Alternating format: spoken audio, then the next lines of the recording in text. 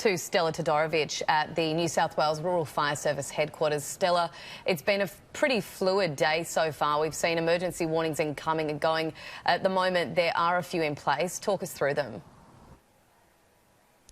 Well, Charlotte, a fourth emergency warning has just been issued in the last couple of minutes for that fire burning at Liberation Trail in the Clarence Valley. This fire is burning in the Chalundi State Forest, Ellis State Forest and Marara State Forest, west of Nimbodia and south of the Boyd River. This is in addition to emergency warnings in place for fires at Hillville, Mount Nardi National Park and Stockyard Flat. The Hill Road fire is burning in a north and easterly direction south of Taree and it's spreading quickly. The Stockyard Flat fire is burning in an easterly direction in the Oxley Wild River National Park, and this has burnt more than 59,000 hectares. Further north, the Mount Nardi National Park fire is burning in a southwesterly direction, and anyone in the area of Tuntable Falls is being urged to go towards Nimbin. There are 16 watch and acts in place, Charlotte, and these fires are directly impacting people and properties right now. The RFS just in the last half an hour has warned that while conditions aren't as bad today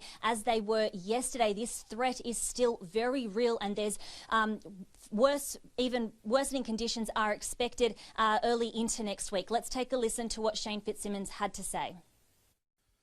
They're focusing right now, Charlotte, on some fires, still trying to simply save and protect communities from the impact of fire. But the other work that's going on is trying to establish some form of containment. Lots of machinery, heavy plant bulldozers, graders, backburning on the ground, aircraft from the air.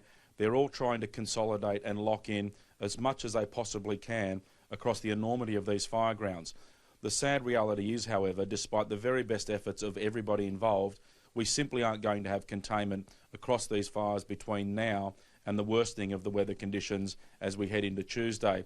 And unfortunately, the weather conditions of Tuesday are going to be somewhat similar to what we experienced yesterday, certainly across the northeast. But unfortunately, those worsening weather conditions are not just going to be in the north of the state come Tuesday. They're going to be extending right out down into the Greater Sydney environment, across the Blue Mountains, out into the Central West, down into the Illawarra and Shoalhaven areas, and even the potential for the far south coast.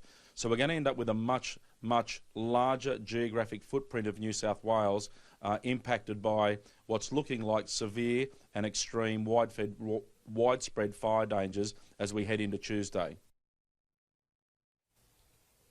Charlotte, there are more than 1,200 firefighters on the ground and 70 aircraft battling these blazes across the state, particularly up north of New South Wales. Reinforcements have been called in from Tasmania, Victoria and South Australia. It's all hands on deck with this unprecedented bushfire emergency far from over. Charlotte.